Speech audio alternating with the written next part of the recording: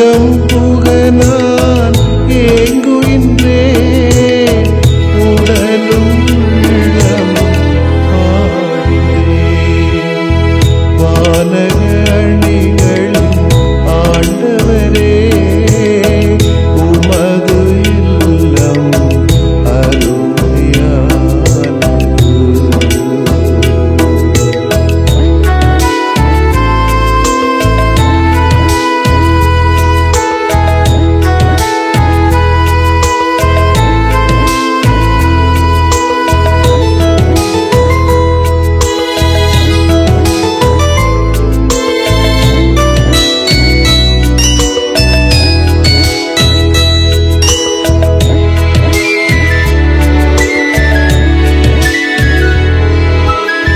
குருவிகளுக்கு வீடமைத்தீர், குஞ்சுகளுக்கு உணவும் தந்தீர்.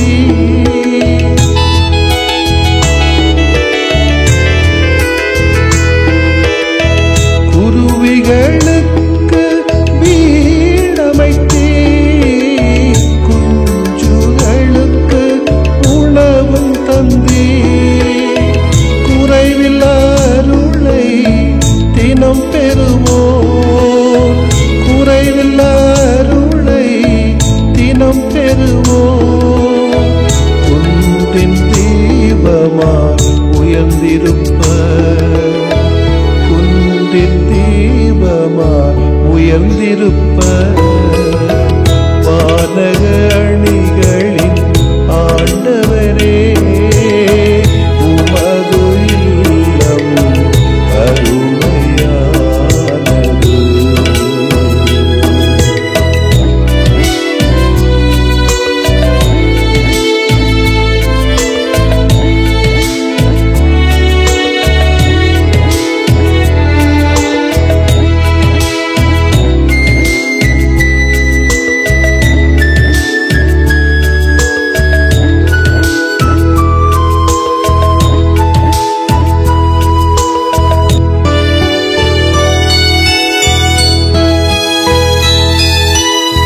வறண்ட நிலத்தில் ஊற்றமைத்தீர், பழமைந்து நிறைவாக்கினீர்.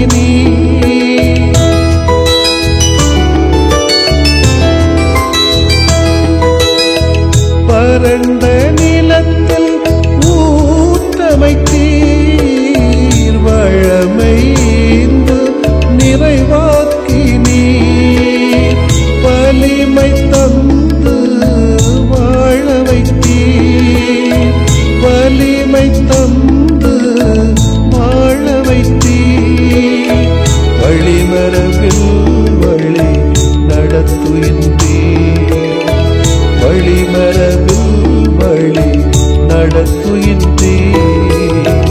வானக அணிகளின் ஆண்டவரே, உமது இல்லம் அருமையானது.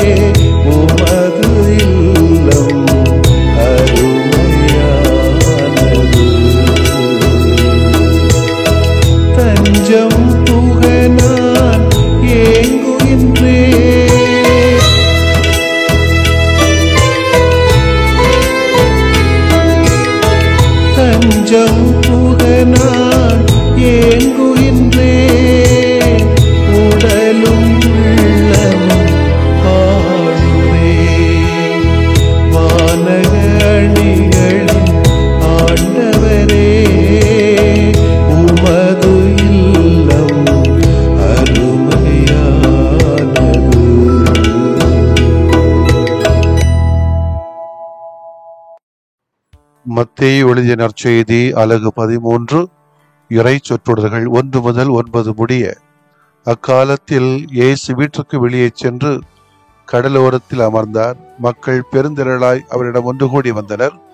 ஆகவே அவர் படகில் ஏறி அமர்ந்தார். திரண்டிருந்த மக்கள் அனைவரும் கடற்கரையில் நின்று கொண்டிருந்தனர். அவர் உவமைகள் வாயிலாக பலவற்றை குறித்து அவர்களோடு பேசினார். விதைப்பவர் ஒருவர் விதைக்கச் சென்றார். அவர் விதைக்கும் பொழுது சில விதைகள் வெளியோரம் விழுந்தன.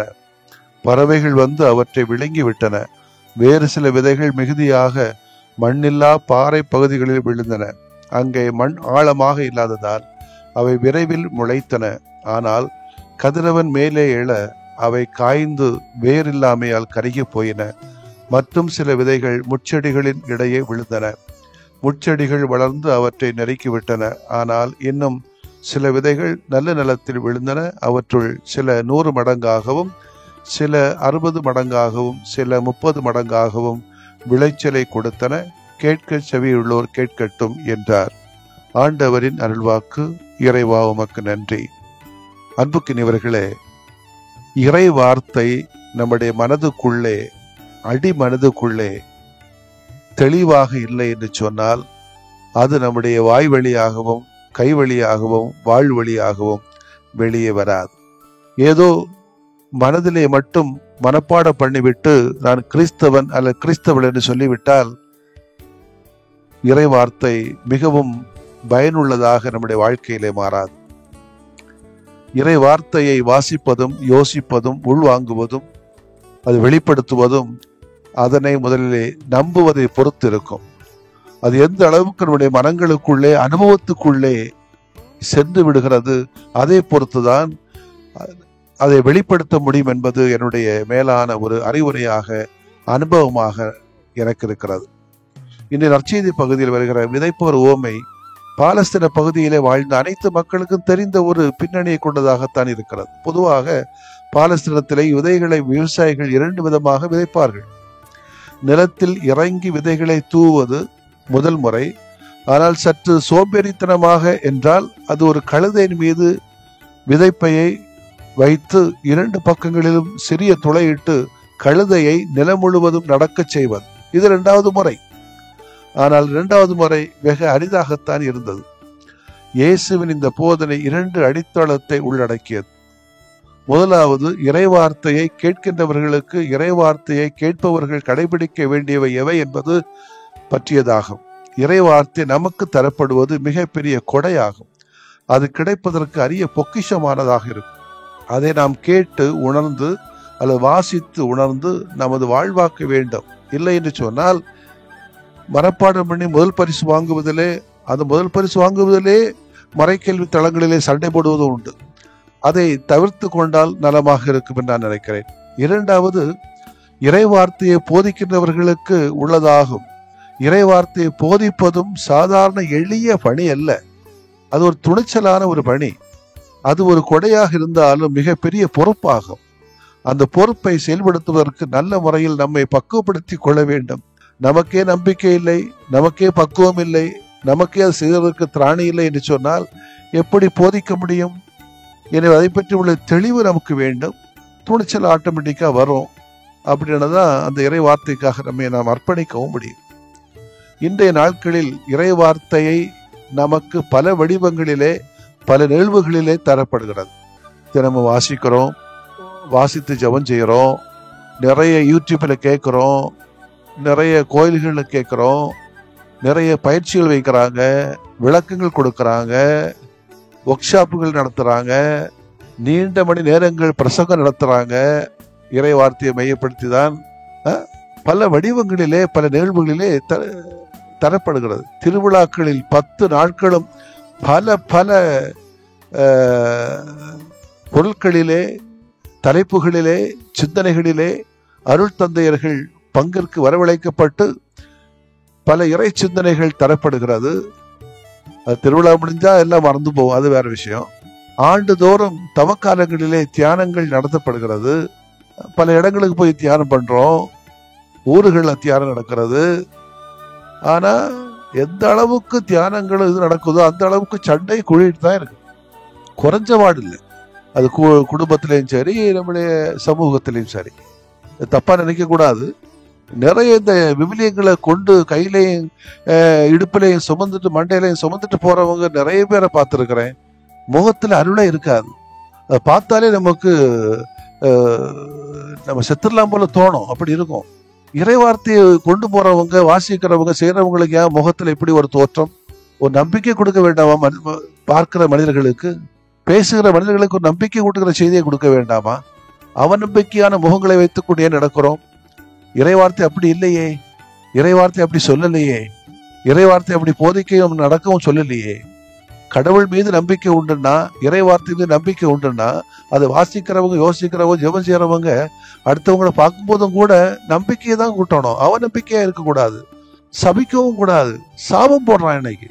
பைசா தரலன்னா, காணிக்க தரலன்னா சாபம், சபிக்கப்படுகிறாய். போதர்களை நீ மதிக்கல, அவன் கெட்டவனா நல்லவனா அது வேற விஷயம். மதிக்கலைன்னா சாபம் போடுறான். இறை வார்த்தையை வச்சே சாபம் போடுறான். இறை வார்த்தை அன்புக்குரியவர்களை எதுக்காக அல்ல, மக்களை வாழ வைப்பதற்கும் நாமும் வாழ்வதற்கும், நாமும் அதை அவன் நம்பிக்கையோடு வாழ்வதற்கும் தான் இந்த இறை வார்த்தைகளை ஒழிய வேற அவநம்பிக்கையான சூழலை உருவாக்குவதற்கு இந்த இறை வார்த்தையை பயன்படுத்தவே கூடாது. அதுதான் நம்முடைய நல்ல நிலத்திலே விதைக்கப்பட்ட விதை போல நாம் நம்முடைய வாழ்க்கையை அமைத்துக் கொள்ள வேண்டும். இறை வார்த்தையின் அடிப்படையிலே மட்டும் நமது வாழ்வில் மாற்றத்தை ஏற்படுத்துகிறதா, மாற்றம் ஏற்படுத்த நம்மை இறை வார்த்தைக்கு அர்ப்பணிக்கிறோமா என்று ஒரு கணம் யோசித்து பார்ப்போம். ஆமென். மன்றாடுவோமாக. இறைவா, உமது வார்த்தை எங்களது உள்ளத்தில் பதித்து வேர் விட்டு எங்களது வாழ்விலும் பிறருடைய வாழ்விலும் நம்பிக்கைகளையும் நற்கனைகளையும் தாராளமாக ஈந்திட எங்களுக்கு அருளை தாரும்.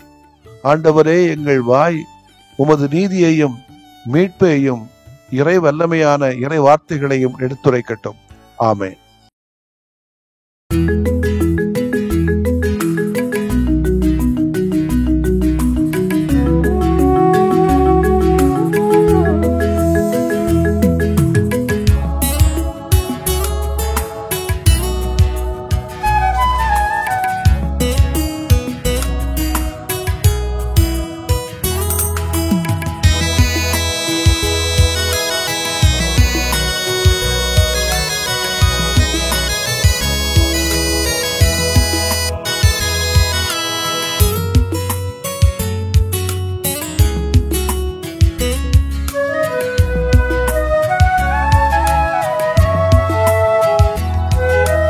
ஒரு வார்த்தை சொன்னாலே நலமாகுமே, மனம் இறங்கும் ஆண்டவரே.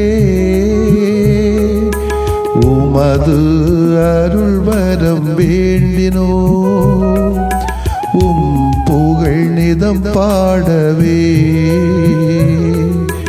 உமது அருள் வரம் வேண்டினோ, உம் புகழ் நிதம் பாடவே. ஒரு வார்த்தை சொன்னாலே நலமாகுமே, மனம் இறங்கும் ஆண்டவரே. உமது அருள் வரம் வேண்டினோ, உம் புகழ் நிதம் பாடவே.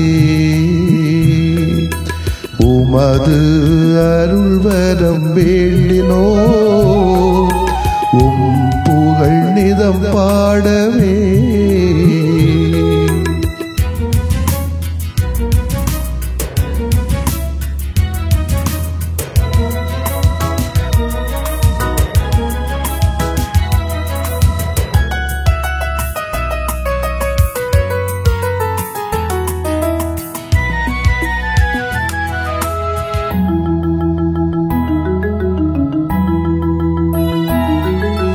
கொடும் நோயின் பிணி நீக்கி நலம் தாருமே, மனம் இறங்கும் ஆண்டவரே.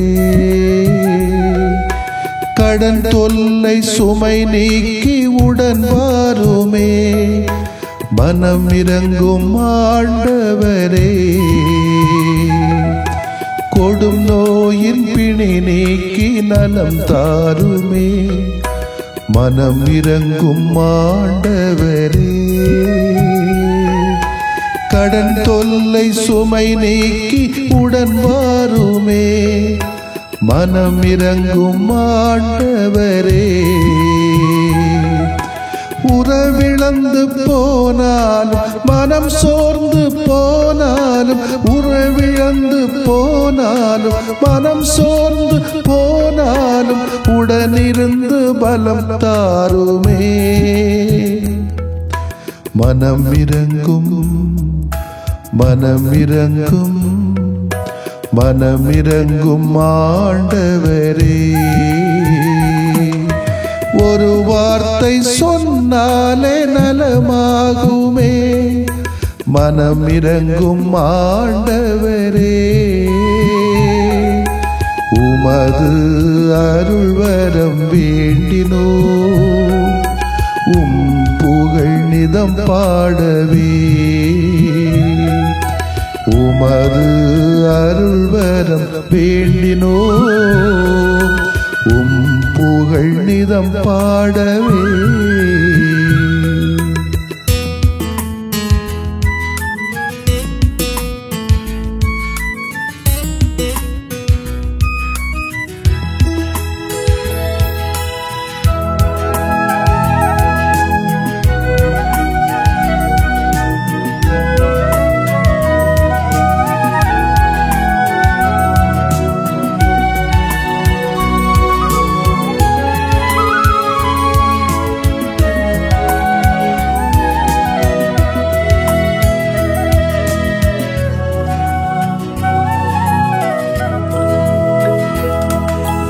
இருள் போக்கி இனி வாழ்வில் ஒளி தாருமே. மனம் இறங்கும் ஆண்டவரே. கண்ணீரின் நேரத்தில் தாயாகவே மனம் இறங்கும் ஆண்டவரே. இருள் போக்கி இனி வாழ்வில் ஒளி தாருமே. மனம் இறங்கும் ஆண்டவரே. கண்ணீரின் நேரத்தில் தாயாகவே மனம் இறங்கும் ஆண்டவரே. உயிரில்லா வாழ்வினிலே உயிர் தந்த தெய்வம் நீ. உயிரில்லா வாழ்வினிலே உயிர் தந்த தெய்வம் நீ. துயர் போக்கி துணையாக வா. மனம் இறங்கும் மனம் இறங்கும் மனம் இறங்கும் ஆண்டவரே. ஒரு வார்த்தை சொன்னாலே நலமாகுமே.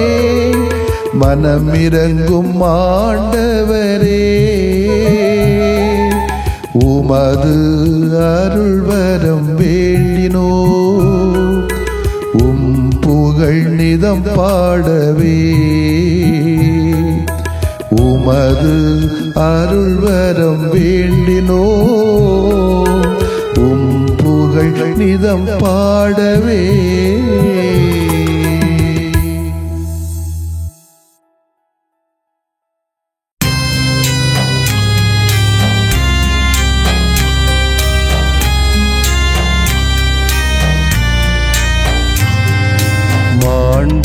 மாண்புயரிவருள் அடையாளத்தை தாழ்ந்து பணிந்து ஆராதிப்போ.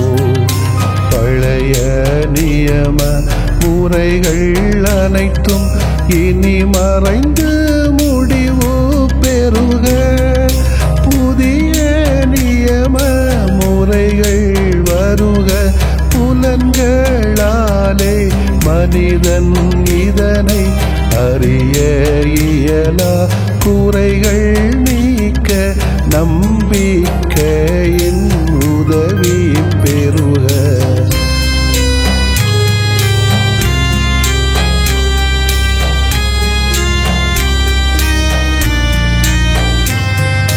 தந்தை அவர்க்கும் மகன் அவர்க்கும் புகழ்ச்சியோடு வெற்றியாக்கும்.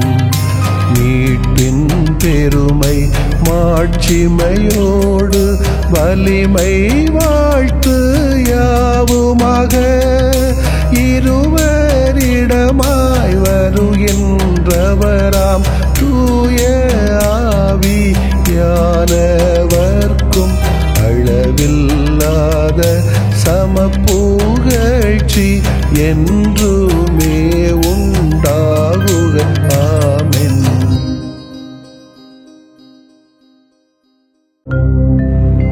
வானின்று அவர்களுக்கு அப்பமளித்தீரே, இனிமையெல்லாம் தன்னகத்தில் கொண்ட அப்பம் இதுவே. மன்றாடுவோமாக. இறைவா, இந்த வியப்புக்குரிய அல்வடையாளத்திலே உம்முடைய பாடுகளின் நினைவு எங்களுக்கு விட்டு சென்றீ. உம் திருவுடல் திருநத்தமாகியவற்றின் தூய மறைவருளை வணங்கும் நாங்கள் உமது மீட்பின் பயனை இடைவிடாமல் துய்த்து உணர்ந்து மகிழ அருள்வீராக. தந்தையாகிய இறைவனோடும் தூய ஆவியாரின் ஒன்றிப்பில் இறைவனா என்றென்றும் வாழ்ந்து ஆட்சி செய்கின்ற உம்மை மன்றாடுகிறோம்.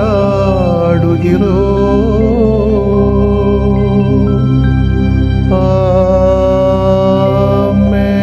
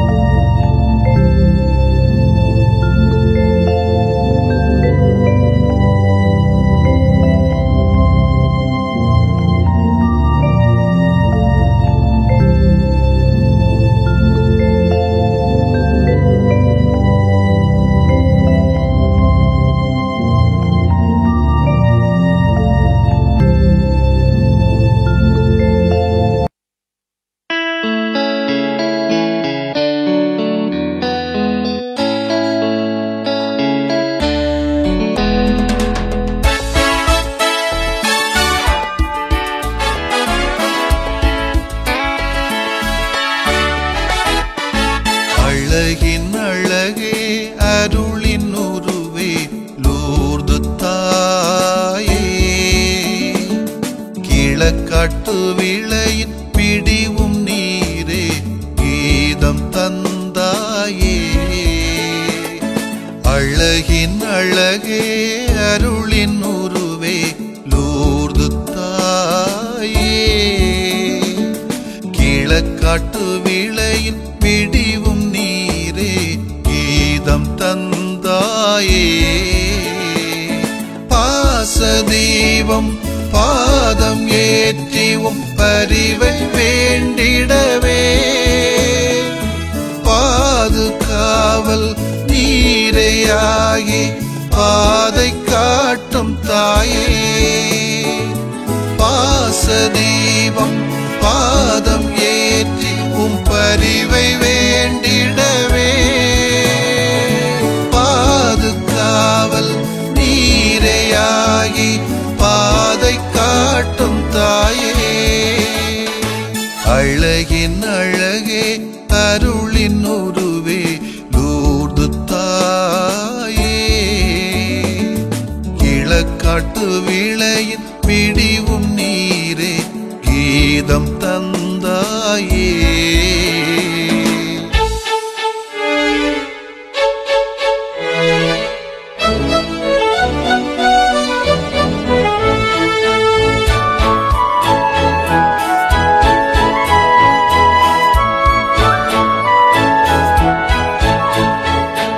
உமது வாழ்வில் ஒளிரும் பாடம் எமது வாழ்வின் பயண ஓடம், உமது பாடலில் மிளிரும் தேடல் எமது பணிகளின் அழகு சூடல். உமது தூய தாய்மை நிழலில் எமது நேய நினைவு நனைக உமது புரியும் பரிவும் நிதமும் எமது இதய சுரமாய் நிறைக பாசதீபம் பாதம் ஏற்றி பரிவை வேண்டிடவே பாதுகாவல் நீரையாகி பாதை காட்டும் தாயே.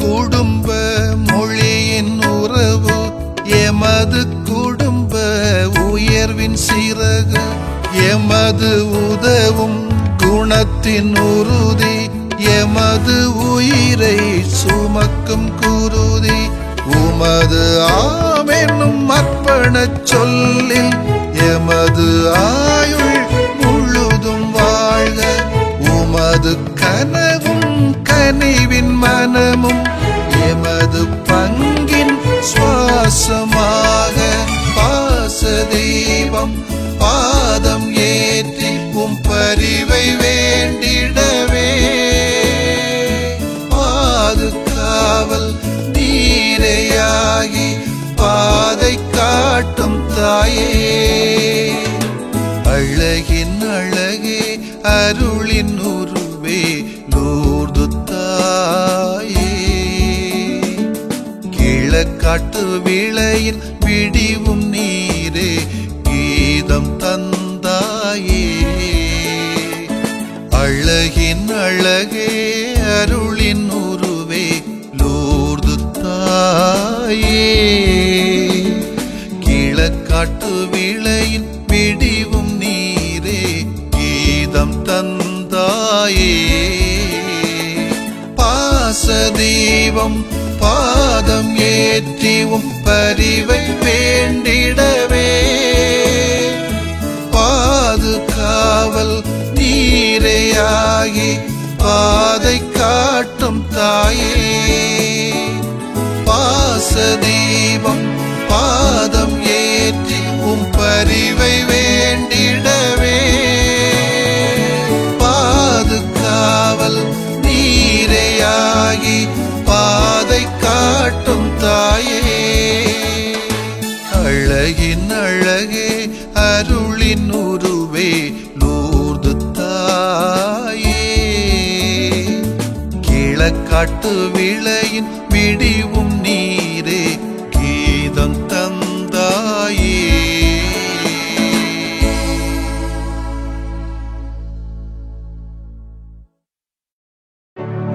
நிலையான புகழுக்குரிய தூய இறை நன்மைக்கு எல்லா காலம் தொழுகையும் புகழும் போற்றியும் ஆட்சிமையும் உண்டாக கடவது போற்றியும் ஆட்சிமையும் உண்டாக கடவது. தந்தை மகன் தூய ஆவியாரின் பெயராலே ஆமென்.